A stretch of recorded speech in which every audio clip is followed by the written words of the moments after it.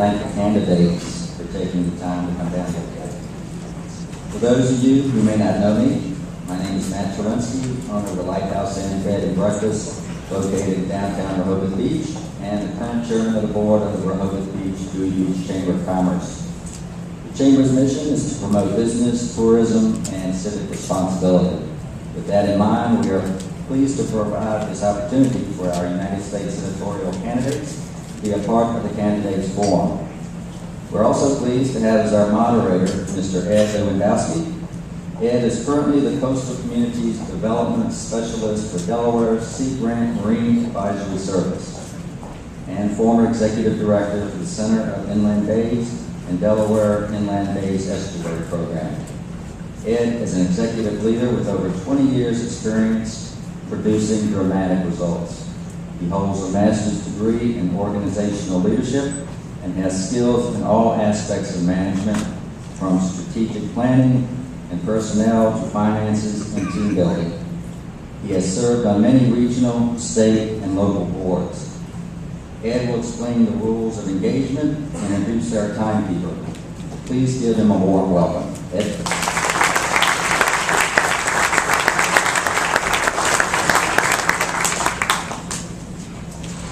Well, good morning, folks. Thank you, Matt. I appreciate the introduction. Certainly a beautiful autumn morning here in Sussex County, isn't it? I was marveling at the landscape as I made my daily commute from Bridgeville to Lewis this morning, and I was just amazed at how wonderful this county can look, not only during autumn, but year-round. It's great to see all you out there today, and I really thank you for joining us. And I'd like to begin our proceedings this morning by asking all of you to please stand and join me in honoring our flag and those who have fallen to defend it. I pledge allegiance to the flag of the United States of America and to the republic for which it stands, one nation, under God, indivisible, with liberty and justice for all. Thank you. Before I introduce our U.S. Senate candidates, I'd like to review the forum procedure and rules for everyone. The candidates are going to be presented in alphabetical order this morning. Each of them will be afforded time for a 2-minute self-introduction, so that makes my job introducing them very easy. The session will continue with 8 questions that have been prepared by the Rehoboth Beach-Dewey Beach Chamber of Commerce. These questions are unknown to the candidates. As a matter of fact, they were unknown to me until late yesterday afternoon. I have some serious college tuition expenses to pay for my daughter, and they thought I might be susceptible to bribes. The candidate who draws the question will have 1 minute to respond. This will be followed by a 1-minute response from all candidates alphabetically. So for example, the first question will be drawn by Senator Carper, who will have 1 minute to respond. That will be followed by a 1-minute response from Mr. Groff, then Mr. Pires, and finally Mr. Wade. In turn, the second question will be drawn by Mr. Groff, who will have 1 minute to respond, followed by a 1-minute response from Mr. Pires, Mr. Wade, and then Senator Carper. Essentially what this means is, as we go through the rotation, each of the candidates will have an opportunity to select 2 questions. All 8 will have an opportunity to answer those questions. Following the 8-question period, the session will continue with an opportunity for you to ask questions for the candidates. So those questions will be taken from the floor. We have microphones set up.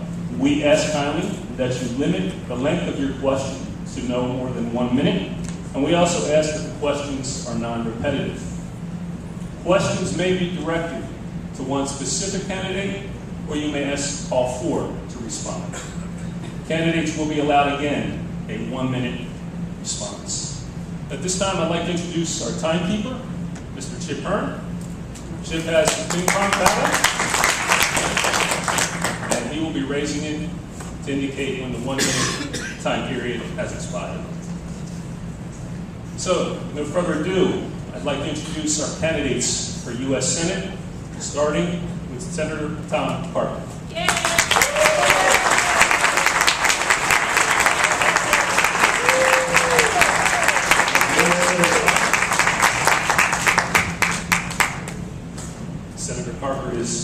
Democrat candidate. He's followed by the Green Party candidate, Mr. Andrew Groff.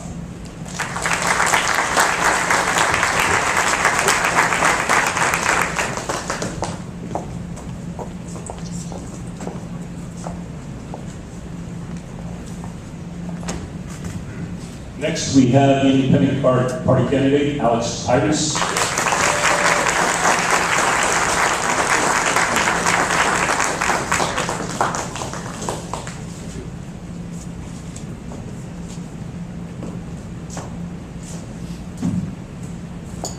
And the Republican candidate for U.S. Senate, Mr. Kevin Woody.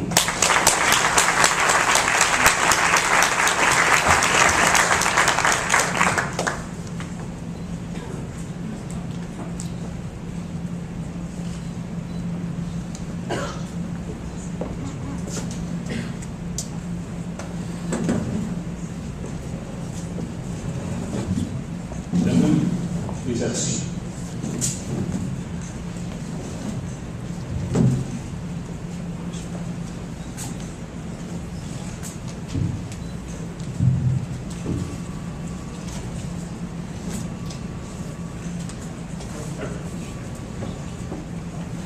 One clarification on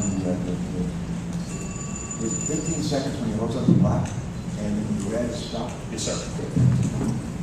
Everybody understand the rules? Okay, let's begin. Again, this will be done alphabetically. I have 8 questions. Now, Senator Parker, choose a number for the first question. Choose a number. I'm sorry?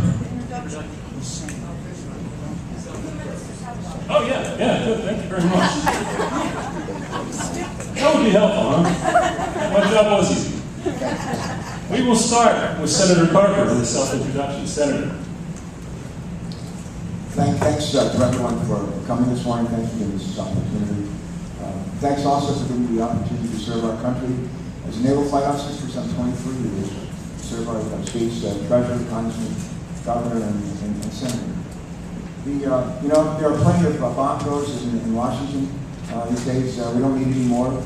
What we need are bridge builders. We need people who, like me, actually go there and try to get Democrats and Republicans to work together, like we do in Delaware. Here in Delaware, Democrats and Republicans, we work together. We almost like each other.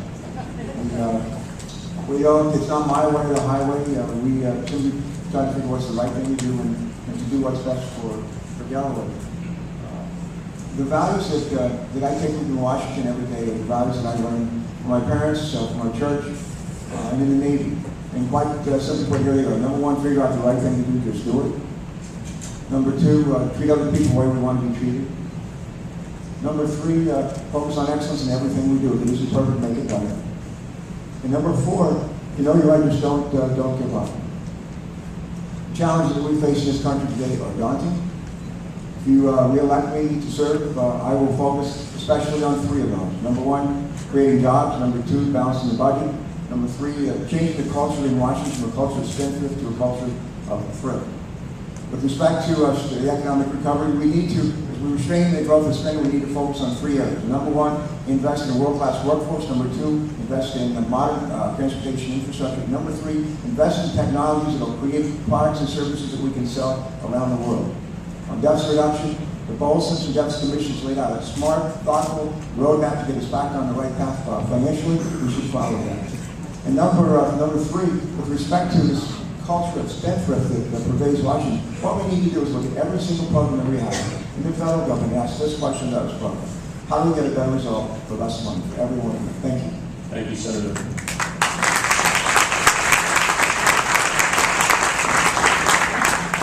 Mr. Groff.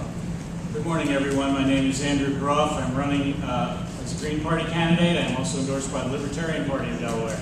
I'm a native son. I was born in Newport, Delaware. I went to the University of Delaware. I'm about as Delaware as you get. So I did have the great fortune of working for a large number of Fortune 500 companies. I've had offices throughout the world in China, in France, in Italy, in Brazil. I've literally worked with resources all over this world. My time at the University of Delaware, I was a Bachelor of Science degree in economics. Apparently that paid off pretty well, as a lot of these large Fortune 500 companies have asked me to do a lot of economic forecasting and kind of prognosticating when the science breaks down. I've been doing that for a lot of years. I've supported small businesses since coming back to Delaware about 14 years ago. We came back to work for a small company in Newark called Flapdoodles. It's a children's clothing company. Maybe you're familiar with it. A couple of Delaware grads started a clothing company and made a really nice, shiny example of what can be done in Delaware. That closed up, got sold out, and I started my own business. I'm a technologist. I have a computer consulting firm, and I focus specifically on small business and home-based business. I saw a real cottage industry growing in Delaware, and I saw that there was a lack of support for those folks, and I've been supporting them ever since. And also, in addition to the technology, they don't mind my opinions on economics as well. Mr. Carper talked about changes in Washington. He's been in Washington for 12 years.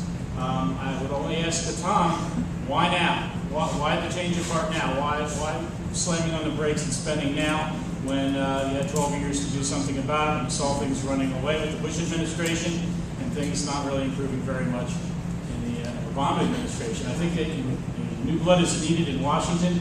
You need people who know about economics, who know how the world works. I'm your man. Thank you, Mr. Brock. Mr. Tyrese. Thank you.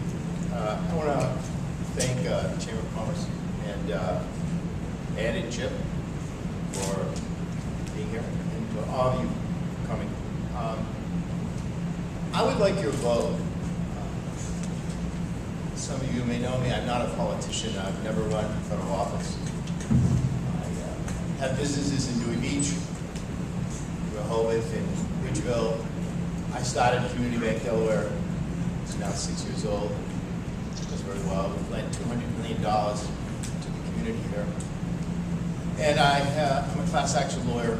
I have a firm with my wife, and we take, as she says, the cases nobody else wants to take. I'm an independent, meaning I don't take money from anyone in the corporate world. I think that's what's caused the problems. My criticism of Tom Carper, and the reason I'm running, is he takes a higher percentage of money from the corporate world than any Democrat in the United States. He is the world record holder for taking money from corporations. He is the #1 on the list. He took, for example, a loan, $760,000 from the 4 big banks. He's known in Washington, D.C. as the pure vote for the bank industry. I think it's wrong. That's the same industry we just bailed out for $800 billion. So that's why I'm running. I don't like the insider trading that also goes on, and there's been books written about it, and every one of them mentions Mr. Carper. There was a Washington Post article 2 weeks ago. He's listed as one of the most aggressive stock traders in the United States. He spends more time trading stocks for himself than he actually does days work.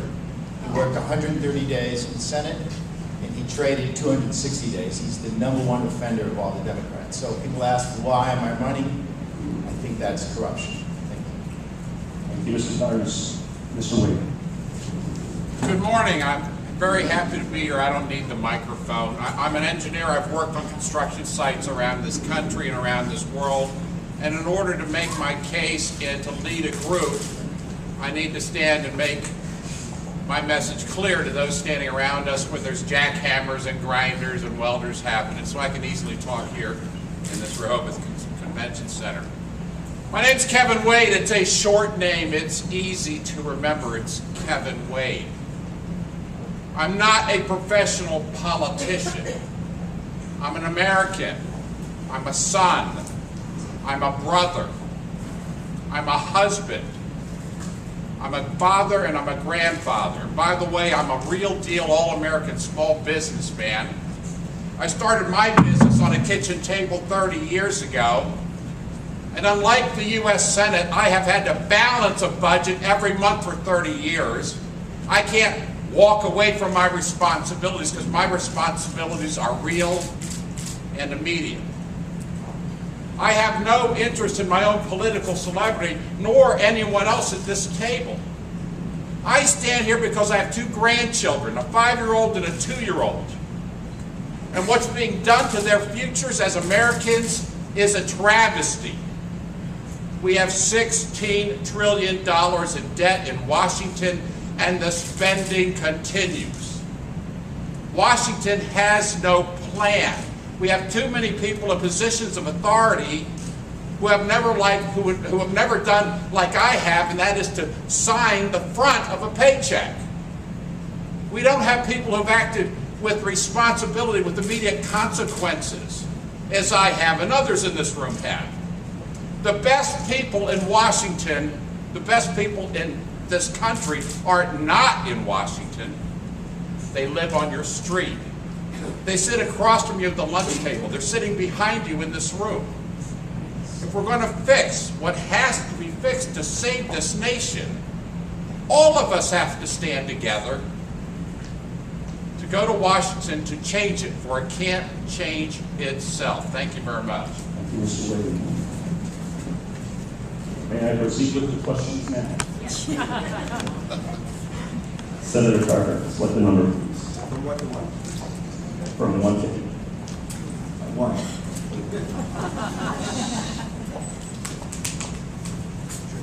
Question number 1. What is the number one thing that can be done to better the economy? In 1 minute, sir. Best jobs bill is to enact a comprehensive, balanced deficit reduction plan. The President's Deficit Commission, led by Erskine Bowles and Alan Simpson, created about 2.5 years ago, has laid out the roadmap. Provides for $4 to $5 trillion in deficit reduction over 10 years. For every $1 revenues will be raised, $3 in spending cuts. Everything's on the table. Democrats are asked to, in grand compromise, agree to entitlement reform. Republicans are asked to agree to revenue reform. Revenue reform would not actually raise tax rates, but actually lower tax rates from corporate and individual rates from 35 to 28%. It would eliminate roughly half of the tax expenditures above tax expenditures with tax credits, tax deductions, tax loopholes. This is a very good roadmap. It has bipartisan support. 25 Democrats, 25 Republicans in the Senate support it. I'm one of them. Chris Coons supports it. John Twain supports it as well. It's a good roadmap. We should do it. Thank you, Senator. Mr. Groff. Yes, the problem we have in Washington is not that they're not doing what we call in the computer business, bit twiddling. So they're pushing around numbers, they're pushing pencils, they're obfuscating what's really going on. What's really going on is these initiatives that are unfunded. We have wars going on where literally trillions of dollars over long periods of time are being spent for no real purpose. And we have a lot of problems at home here that need addressing. We have a lot of resources in the national budget. I think if you observe what's going on in terms of the budgetary talks, if you took a really pragmatic look at it, you would find that if we had zero budgetary spending, we would still be deficit spending. If they spent nothing in the course of a year, I want you to really think about that. That's how bad things are. So we have to look at it from the ground up. We can talk about certain bills. We can talk about the numbers that get thrown about here. They're all illusory, because the bottom line is they don't have to do it. Thank you, Mr. Groff. Mr. Pires. 5 points. One is, Simpson Bills is a good idea, but it hasn't passed, it hasn't gone anywhere. I have doubts whether it will. Mr. Coffer's been there all this time. Thank you. Sorry. Better? Sorry. I'll start again. I think Simpson Bowles is a good idea, but it hasn't gone anywhere. For the same reason, nothing's happened in Washington, D.C. All they do is argue and disagree with each other, which is why I'm an independent. There are already 2 independents, and there's going to be another one. If I get elected, there'll be 4 of us, and I think we can do a little better. But also, I think jobs come from small businesses. They don't come from the top, they come from the bottom. Our community, our state's based on small businesses. 3 is, I don't understand why we do so many subsidies for the corporations and we never do them for our citizens. We subsidize the gas companies, but we don't subsidize your cost of gas. I find that interesting because there's so much emphasis on the corporations. And look at our real estate market, which affects all of us down here so strongly. We got no help whatsoever on the credit side. So, sorry. So my point is, I think we should spend a lot more time focusing on the everyday person and the class person. Time's up. Ms. Wood. I'm a small businessman. I have to be responsible for my actions, and I need to be honest with my staff and with my customers. Once you lose your integrity, you're nothing. Senator Carper, in the past week, has mentioned Simpson Bowles half a dozen times, but he's been in Washington for 12 years. Simpson Bowles has been on the table for 2 years, and he hasn't brought it up for a vote. You didn't talk to your friend Harry Reid about bringing it up for a vote. Here we are in an election season, and suddenly Senator Tom Carper is a fiscal conservative. He voted for the biggest debts that we've ever experienced in the past 4 years in this country. Career politicians are the source of our problems. Washington won't change till we change the people in Washington. We have had 20,000 homes foreclosed in Delaware. And 2 years ago, in the midst of this crisis, Senator Carper recommends a 25-cent a gallon gas tax increase. We've been wrong too long. It's time to bring common sense to Washington. Mr. Wade, thank you. Our second question will be selected by Mr. Groff. Mr. Fruit. Keep the string going. Give me number 2. What do you think can be done on a national level to give small businesses a more viable opportunity to succeed in a struggling tourism economy? The main problem with small business, and I am in small business right now, as Mr. Perry and Mr. Wade, we all deal with small business every day. I think the largest holdback in small business is environment. When I say the environment, I'm not talking as a Green Party person, I'm talking about as an economist. The economic environment in this world is horrible for expanding business. There is too much uncertainty. We don't know what our costs are going to be. We don't know what our medical expenses are. We don't know what the taxes are changing. There's uncertainty. And that's the bottom line in small business. I deal with hundreds of them all the time. That is my business, is supporting small business. With that level of uncertainty, there's very little that can be done. Second, the transfer of wealth from the middle class to the banking and upper class through the actions of the Fed and actions of Congress is the largest transfer of wealth in the history of the planet that has happened in the last 4 years. That is one of our main problems right now. Is it killing small business? You betcha. Does small business feel they can hire anybody? Absolutely not. Particularly here in Delaware, since our economic conditions are probably one of the worst in the nation at this point. Mr. Groff, thank you. Mr. Pires. Thank you. I was president of the Department of Justice Credit Union. I had 8 years there. I was president for 4 years. Now I'm chairman of the board of Community Bank Delaware. So I have 6 years. I have 14 years in the credit business. That's the key to small businesses, credit, the ability to expand. Most jobs come from small business. In Delaware, 70% come from small business. In some parts of the country, it's even more so. Let's face it, I sit on a loan committee every Wednesday. We're meeting today at 3 o'clock. What do? We review files from you and we try to give you credit. We've lent $200,000, $206,000. We'd like to lend more. It's hard for people to qualify. For those of you who are in the banking business, you know what I'm talking about. The government's reached over and leaned on us heavily. Why? Because the big banks exploded and ruined everything for everyone. So the small businesses are suffering because of the big banks, and their proponent is Mr. Carper, not I. Thank you. Mr. Pires. Mr. Wade. I am a small businessman, so I'll speak from a standpoint of being an expert witness here. There is no confidence in the leadership of this nation. We have a tax code that matches the age of steam in a worldwide internet economy. When investors around the world look for a good place to invest and take a risk, they don't come to the United States. We have a tax code that's 60,000 pages. It's a toy box for the special interests. Our tax code today adds 12.5% to the cost of everything manufactured in this nation, between the cost of tax payments and the expensive cost of tax compliance, all the thousands of pages that have to be put together. We have to change the tax code to create an environment where people can prosper. If we do that, and this country will lurch through it. But it won't happen until we change the career politicians in Washington. Thank you, Mr. Wade. Senator Carper. I said earlier that the best job in the world we could pass is a comprehensive debt reduction plan, much like the deficit, the Bowles, the Simpson plan. It would demonstrate that we can govern. It would provide We demonstrate that we can be fiscally responsible, and we provide certainty for the tax code. Those are the things that are missing. One of the great problems with businesses is when they don't have certainty, when they don't have predictability. And that's the greatest concern, whether you're a big business or a small business. Governors, senators, mayors, senators don't create jobs. What we do is create a nurturing environment.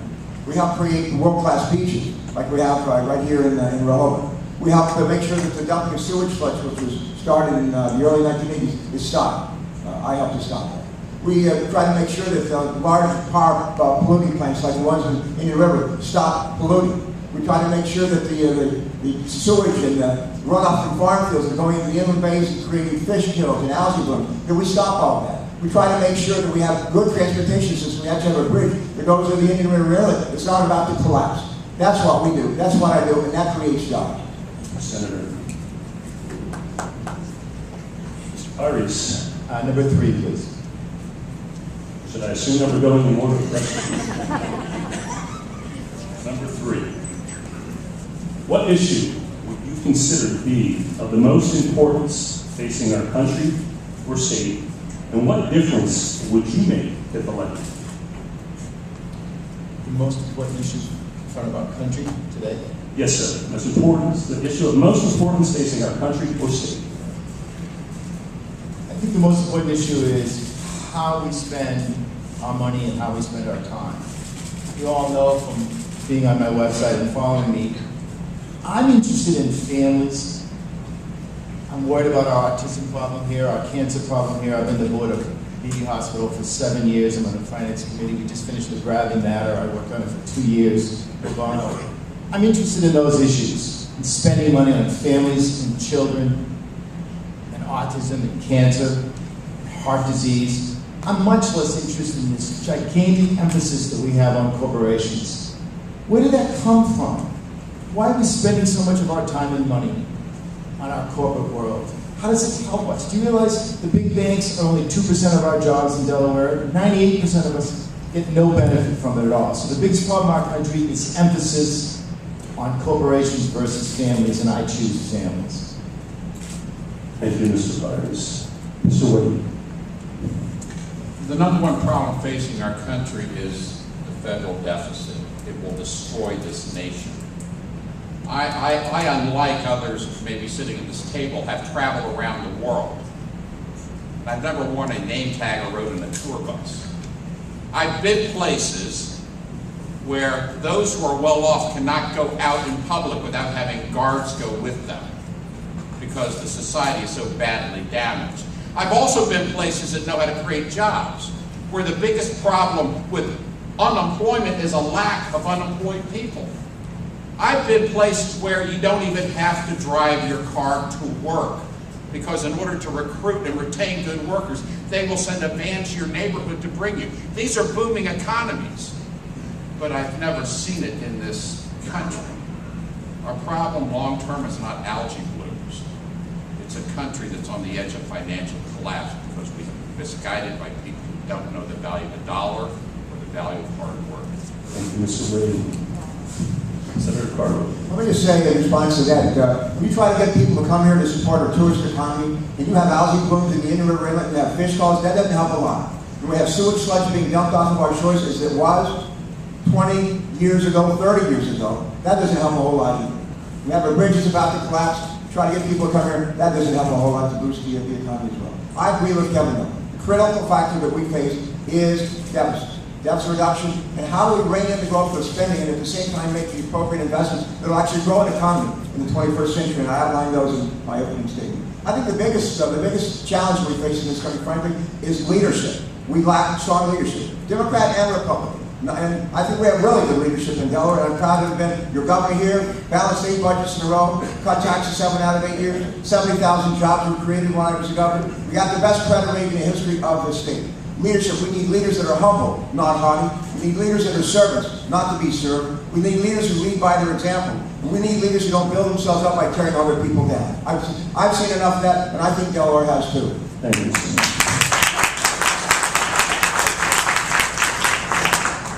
Mr. Brock, your response. That's a whopper of a question, and I've got a lot of notes here. To Tom's point, one of the largest cancer cells in this state is downwind from the coal-fired plant on the west side of Rehoboth Bay. That is still the case today. In terms of the most important issue in this country, certainly the budget's an issue, but I think you need to connect the dots a little better than that. Simpson Bowles isn't a real issue. The problem is you all, as American citizens, have been eclipsed by the interests of corporations, the money and politics issue, as Mr. Pires has stated, and the transfer of wealth from you to the banker class, which is still going on today to the tune of $40 billion a month. I don't know if you're aware of that. And it's still going on, the bailouts. We talk about TARP. TARP never happened. People think they bought up these bad assets. Never happened. Never happened. Just gave them the money. Think about it. Thank you, Mr. Brown. Mr. Wade, turn to select the question, please. Number 7. In fact, let's do number 2 again. I like number 2.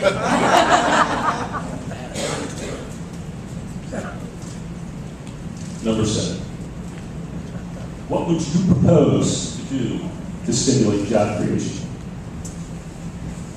That's a very good question, and I've got a very good answer. We have to go in a new direction. Our nation's in an abyss. We will lose this country. We will lose this country if we don't choose a new road. When a central government goes bankrupt, it's not a footnote in a small business accounting statement. It's the end of this society as you know it. I can give you historical examples, but I only have a short time. Here's what we're going to do. First of all, we're going to pull together. The answers aren't in Washington. They're in this community. They're across this state. We're going to overhaul the tax code. It's a toy box for the special interests. We're going to make it something that generates proper revenue to run a government that has been downsized, re-engineered to get more MPG for every dollar we put in, more for less. We're going to rationalize the regulatory system. We need to have a proper regulatory system for prosperity. But in the past 3 years, Washington has given us 11,000 pages of new regulations. And we're going to lift the energy treasures beneath our feet and reanimate this economy. Thank you.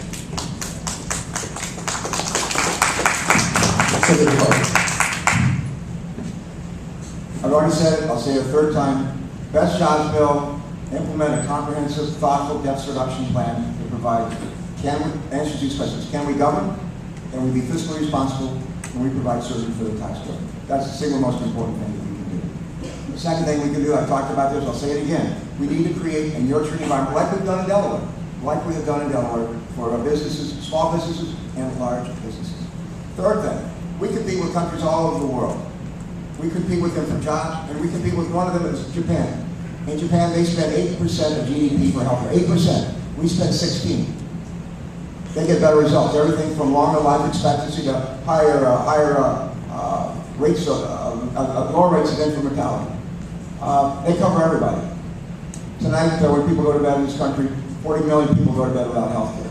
We know how to get better health care results for less money. We see it every day in Mayo Clinic, Geisinger in Pennsylvania, Kaiser Permanente, and the key is this, to move away from a fee-for-service healthcare delivery system where you simply spend money on people when they're sick, spend money to make sure they stay healthy in the first place. Thank you. Thank you. Mr. Groff. Yes, use Japan as an example. Japan's debt is 230% of their GDP. They owe more money than they make here. 237%. The United States is about 119. Statistic there. So government spending has its place. I'm just not sure that it's going to buy jobs. And I think that's what you're seeing now is they're buying jobs through the federal government. Federal, state, and local employees represent 51% of the workforce in this country. We are a socialist country, thank you very much. I'm the green guy, and I'm saying I don't want to live in a socialist country. I want good Americans to have good jobs and to create things. The government's got to get out of the way. This is the green guy saying this, all right? The government's got to get out of the way. The government's in the way. Thank you. Mr. Pires. The question is job creation. The future for jobs is in science, technology, in math, and in engineering. That's where the jobs are. A couple facts for you. In the last 7 years, China has lost 16 million jobs for the same reason. We've lost 20 million jobs. Throughout the world, technology is eliminating the old jobs we used to have, the assembly line jobs. The future is in these 4 areas, which means we need to educate our children in those fields. That's where the jobs are. And the Googles and the Twitter and the Facebook and all those companies. Look what Google has done. Thousands and thousands of jobs and information. That's where the jobs are. That's where we need to be. Educate our children. Thank you, Mr. Pipes. We are now on question 5, so we return to Senator Carver to select a number. Numbers available are 4, 5, 6, and 8. 5. Do you support or not support the proposed insurance plan, often referred to by the media as Obamacare, and why? I'll go back to what I said before. Japan, among the world's nations, we spend more money for healthcare than any other, by far. Japan's a great example. 8% of GDP, we spend 16. They cover everybody, they get better results. We don't. How do we address this? What we need to do is simply ask this question. We need to do this not just for healthcare, but everything else we do in this country, especially in the government. How do we get a better result for less money? How do we get better healthcare results for less money? There are very good answers. And the reason why they get better results up in Geisinger in Pennsylvania, Cleveland Clinic in Northern Ohio, Mayo in Minnesota, Kaiser Permanente, Intermountain Health in Utah, they have a similar delivery model. They go after 4 things. 1, obesity, weight. Number 2, tobacco. 3, cholesterol. 4, blood pressure. Those are the 4 major drivers of healthcare costs in this country. And they know how to fix it, and they know how to address it. We can address this problem. Electronic health records give us the ability now in this state, in the Delaware Health Information Network, give us the ability to coordinate the delivery of health care. We need to do that for our country. We're a model. Thank you. Mr. Groff. Tom is absolutely correct in the Japanese model. We've not heard anything about it. In Japan, people have private doctors, private hospitals. They just have national health care. Obamacare is okay. My daughter has a Romney Care. She's up in Massachusetts right now at school. It's quite good. She's got a really cool policy. I wish I had that policy. I don't think Obamacare goes far enough. I think Obamacare, in its present form, was a Republican program. It was from the Heritage Foundation. He's received all kind of flack from the Republicans for a Republican program that he had passed. I think that's just a riot. Anyway, I think Hillary Care was much stronger. I'm not sure why Tom doesn't put forth something like that that's much more progressive and actually will help our economy. We put in this big wet French kiss for the pharmaceutical and insurance industry here. And that's just another transfer of wealth from you to the major corporations. Thank you. Mr. Pipes. Thank you. To answer the question, I like Obamacare and I like Romney Care too, because they're very similar. I have 2 sisters and a brother in Massachusetts. They love it. It works very well. Most of my family's under Romney Care. It's very similar.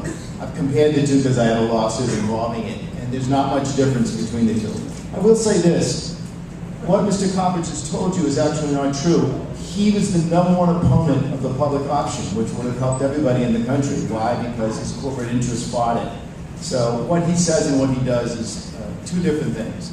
So am I in favor of the 2 programs? I am. You're going to find that they're going to merge. The Romney Care is actually quite good, and Obamacare is actually quite good, and you'll find that both are going to merge. Thank you. Thank you, Mr. Pipes. And Mr. Wade. Our problem in the United States is we have an uneven supply of health care. We have the finest health care in the world. Trust me, I've been around the world. I've been in New Zealand where they have national health. I met a woman who had a stage 2 brain cancer. She was told to wait 3 months until they had a space open, unless it got worse. If you have elective surgery in the United Kingdom, you could wait months, and then you get a bed in a ward. Please, I've been around the world. We have 30 million people out of 300 million who do not have health coverage on a regular basis. That's the problem to be solved. You don't knock down the entire healthcare system and replace it with something designed by career politicians because 1 in 10 has a problem. You go to work with an engineering mind to solve the task at hand, and that is how to bring healthcare to the 30 of the 300. Like so many things in Washington, it was too much, too soon, too expensive, without any decent thought. And that's why so many people across this country are now coming into opposition. Poor leadership in Washington. Thank you, Mr. Wade. Next question is to Mr. Brock. Pick a number, please. We have 4, 6, or 8. Go with 4. Get back in. What is your position on border patrol and illegal immigrants in our country? We are a country of immigrants. We are also a country where we used to be a country of laws. The laws should be respected, not only by those who would break them, who would cross our borders illegally, but also by our politicians who refuse to enforce those laws. There are 2 problems. One is continued monitoring of our borders. The second is what do we do with the millions of people who are already here. I have a number of students. I teach at Del Tech. A few of them are immigrants. They're here legally. And they're wonderful people, intelligent and motivated, and they are searching for the American dream as my parents did my ancestors did 300 years ago, and my wife's family did only 2 generations ago. It's an intractable issue. The fortunate thing is the economy is so bad, we're really not having our borders assaulted the way they were. People are going home. The people who are here, they're here. And I don't believe in the policy of just tearing families apart, sending kids one way and parents another. We have to do something. Mr. Pires. There are 2 issues. One is the border. The border between the United States and Mexico is about 2,000 miles. It covers 4 states. If you drive across it, I've been there, from Texas all the way over to California. It's enormous. Part of it, of course, is the Rio Grande, but it's not a perfect system. No matter how much money we pour into it, there's 40 tunnels at any given time. It's only part of the problem. The other problem is there's a few million illegal immigrants here, and we need to do something about it. As you know, President Obama has recently had his executive order which allowed children who do not violate the law to stay here. It's controversial. It wasn't something that Congress passed. I have some questions about it. It's the right idea. I'm not in favor of dividing families. In my own businesses, to make sure everybody has a social security number, I have a lot of people who are here for short periods of time and we try to follow the law. But it's complex and we need to spend more time on it. Thank you, Mr. Pires. Mr. Wade. I've spent some time living in northern Mexico, Nuevo Laredo. Our borders are considered by Mexicans to be a joke. Mis amigos de Mexico, my friends in Mexico make jokes about how many times they cross the border. They come up to Dallas or Austin or Houston for a while and then they go back home and then they come back a year later illegally. They're porous. This is the real world. This is a real world in this country. It's a real world in Mexico. It's not the world of Washington. When I hear Washington politicians talk about their efforts to seal the border, electronic surveillance, and the numbers they report, it's not our world. It's the world of fantasy in Washington. And today, we have an arms trade that has flowed south. This Fast and Furious program, sponsored by the present administration, which has killed people throughout Mexico under federal government sponsorship, almost. Mr. Williams. And yet we don't find people in Washington who will stand up and take responsibility. Senator Carper is silent on this as so many other things. Senator Carper. 2007, Senator John McCain, Governor George W. Bush, and Senator Ted Kennedy tried to pull together and create a bipartisan solution to the challenges of illegal immigration. And they looked at the issue of whether or not we should try to somehow round up 10 or 12 million people that are here illegally and somehow ship them home. They concluded that wasn't realistic. And they laid out a path to citizenship for folks that are here, undocumented or illegal, and if they work, pay taxes, stayed out of trouble, were in some cases willing to serve in the military, they did a whole series of things over an extended period of time, then they would be able to find their way on a path to citizenship. That was debated. In the end, we didn't do that. There was just strong opposition, bipartisan, but especially in the other party. Instead, what we said, for now, we're going to focus on securing our borders. I hope Kevin has a chance to go back to visit our borders, because you'll see it doesn't look today like it did 5 or 6 years ago. You will not see it looking the same as it did 5 or 6 years ago. 5 or 6 years ago, Senator Catch and Stein. release, we weren't tough on employers, we don't do those anymore. We're tough, we don't catch and release. We send Thank you, them home. Senator. Mr. Parks, we have 6 and 8 left. 6 and 8, is that what you said? Sir. Yeah, 6 is fine. It's going to take me a minute to read this one. I'm sorry? I think it's going to take me a minute to read this one. Okay. Many reports indicate that as a country, we are falling farther behind in providing our youth an education that will make them competitive